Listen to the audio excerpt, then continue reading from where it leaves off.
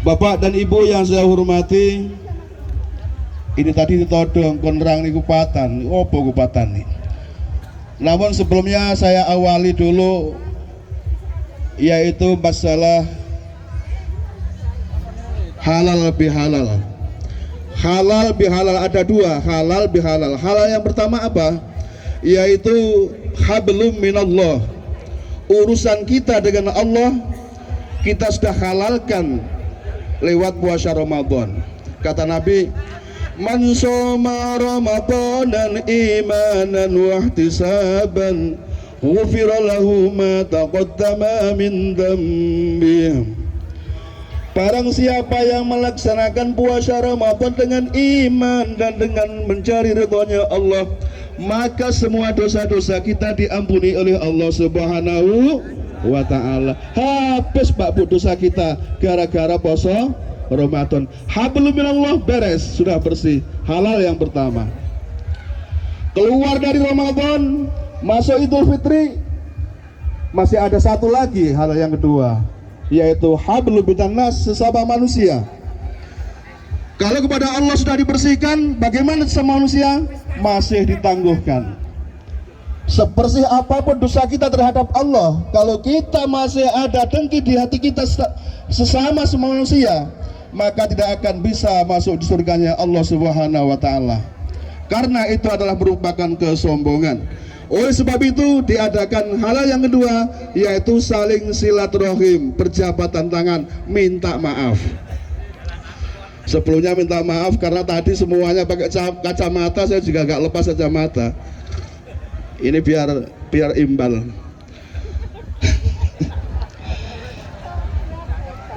Jadi yang kedua, halal yang kedua adalah hablum minannas, sesama manusia saling berjabatan tangan.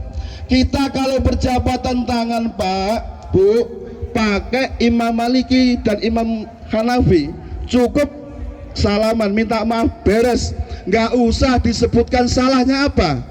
Kalau menurut Imam Syafi'i harus disebutkan sepurane Pak dhisik tau nyolong belum sampean, harus begitu. Sepurane Pak pas sampean dhisik lunga butuh sampean tak gendak Pak, ora situ maafkan, jotosan malahan. Nah, makanya ikut Imam Maliki dan Hanafi, cukup minta maaf, beres kabeh wis. Golek sing penak. Oleh Imam Syafi'i, wah berat sekali. Tahu nyolong apa nih, tahu ngapusi harus sebutkan. Tahu gendak bojone harus sebutkan. Tapi kalau Imam Maliki dan Hanafi enggak, cukup salaman ya. Itulah enaknya umat muslim. Jadi banyak imam. Kemudian setelah hari raya yang ketujuh, di adat Jawa, terutama Jawa Timur, lah ini mulai menguraikan kupat ini. Terutama di Jawa Timur itu biasanya bancaan pakai tupat, kupat. Apa sih kupat itu? Kupat itu filosofi dari Sunan Kalijogo. Ngaku lepat. Piro-piro dosaku gak ana Pak Riyoyo, pamer aku sing bener gak ada. Pasti semua mengaku saya banyak luputi mek sampean. Wong tua akeh lupute nak, wong cilik sing akeh pangapurane, kabeh ngono iku. Ngaku lepate dhewe-dhewe karena disimboli karo kupat, ngaku lepat. Itulah intisari daripada kupat. Sunan Kalijogo itu memang pandai sekali. Dulu itu Pak Bu, sebelum Sunan Kalijogo itu hadir, orang Jawa itu kalau selamatan pakai sesajen ditaruh di kamar, ben dipangan mbah-mbahe sing wis ninggal.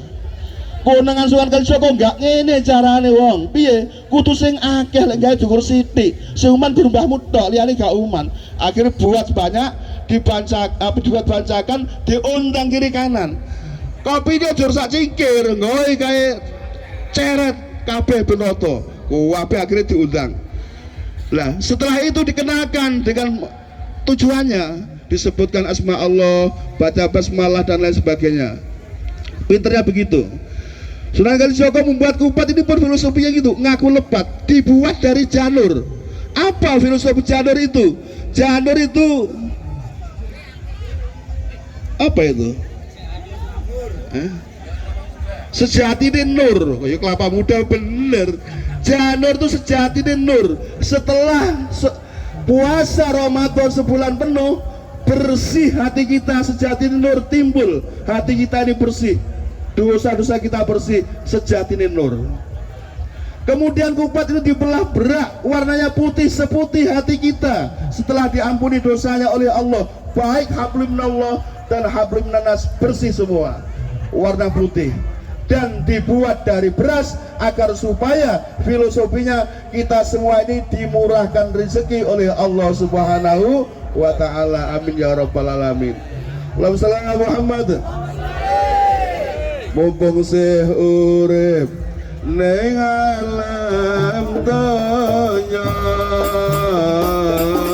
amal ibadah istiqamah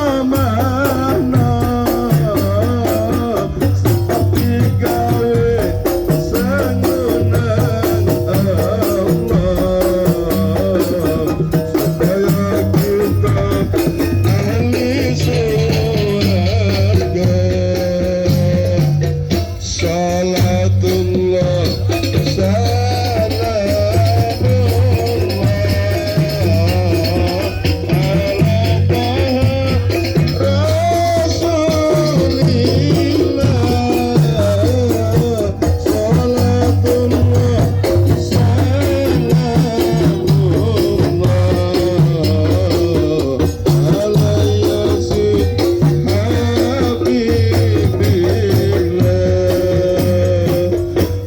sedulur monggo sami syukur keparinge Gusti aja ngasih kufur sampai kufur bakal acur tak disiksa ning alam kubur.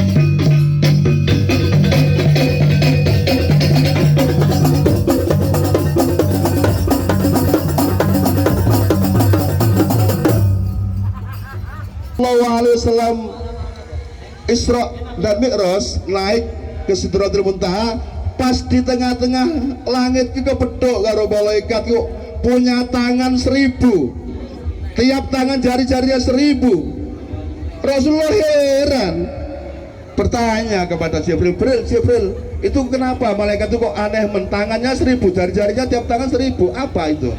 Ditanya, wahai malaikat, kamu ini aneh, apa tugas sampeyan itu? Wahai Rasulullah, saya ini ditugaskan oleh Allah untuk menghitung jatuhnya air hujan, dan mulai hujan pertama sampai terakhir nih satu pun gak ada yang meleset, semua terdeteksi, terhitung semuanya. Wah, hebat kamu malaikat. Inilah kelebihan saya wahai Rasulullah. Tapi sayangnya wahai Rasulullah, saya ada kelemahannya. Apa kelemahannya? Saya tidak bisa menghitung rahmatnya Allah ketika umat sampean, majelis sampean di situ mengadakan pembacaan sholawat Nabi, rahmatnya Allah berkucuran. Saya tidak bisa menghitung jumlahnya rahmatnya Allah. Allahumma shalli ala Muhammad. Sungguh luar biasa Pak Bu, rahmat Allah yang diturunkan di suasana seperti ini yang dibacakan sholawat Nabi. Oleh sebab itu jangan bosan-bosan kita membaca kepada sholawat Rasulullah Sallallahu Alaihi Wasallam. Makanya kalau kita ingin dikenal oleh Rasulullah, sebut sebanyak-banyaknya. Wong nggak tahu nyebut asmani Gusti Allah dan akhirat tunjuk dikenal. Kamu siapa? Saya umat sampean wahai Rasulullah, mana buktinya? Membaca sholawat nggak tahu. Iya ya, nggak tahu. Oleh sebab itu ikawami merikut sampean ini diajak kumpul seperti ini, nuansa seperti ini, ada sholawatannya. Inilah satu-satu tanda yang bisa dikenal oleh Rasulullah Sallallahu Alaihi Wasallam. Mudah-mudahan kita dikenal oleh beliau diajak beliau, sahabat beliau dimasukkan di surganya Allah Subhanahu wa ta'ala. Bapak dan Ibu yang saya hormati, betapa pentingnya sholawat dibaca. Kita dikenal oleh Rasulullah, bisa dikucurkan rahmatnya Allah, dan kelak kita akan bersama oleh Rasulullah SAW. Mudah-mudahan semua yang hadir di acara Rioyo Kupatan ini, mudah-mudahan semuanya kelak dikenal oleh Rasulullah, dimasukkan di surganya Rasul Allah Subhanahu wa ta'ala bersama Rasulullah. Dan mudah-mudahan kita semua adalah golongan orang-orang yang mendapatkan kekuatan iman Islam, akhirnya kelak betul-betul kumpul seperti ini di surganya Allah Subhanahu wa ta'ala. Bapak dan Ibu yang saya hormati, inti daripada kupatan sudah saya sebutkan, inti daripada halal bihalal sudah saya sebutkan. Kemudian yang terakhir, karena saya ini sering bergaul dengan sampean, sering ngomong sama sampean, pasti sudah punya kesalahan itu pasti. Oleh sebab itu, di kesempatan yang baik ini, di hari yang fitri ini, saya beserta keluarga saya barangkali punya kesalahan kepada sampean. Sekali lagi saya mohon maaf yang sebesar-besarnya. Dan andai kata Bapak pernah ngerasani saya, menggunjing saya, gak usah disebutkan Pak. Saya sudah membuka pintu untuk memaafkan Bapak-bapak dan Ibu-ibu semuanya. Pada pagi hari ini kita kosong-kosong, tidak punya dosa sedikit pun, baik hablum minallah maupun hablum minannas. Kita bersih, mudah-mudahan mendapatkan gelar la'allakum tattaqun, orang yang takwa. Karena sesungguhnya orang yang paling mulia di hadapan Allah bukan baju ikawangi, bukan titel yang disandang, bukan derajat yang tinggi, bukan harta yang banyak, tapi siapa yang mulia di hadapan Allah tak lain adalah orang yang takwa. Siapapun orang yang paling takwa, itulah orang yang paling mulia di sisi Allah Subhanahu wa ta'ala. Makanya setiap hari Jumat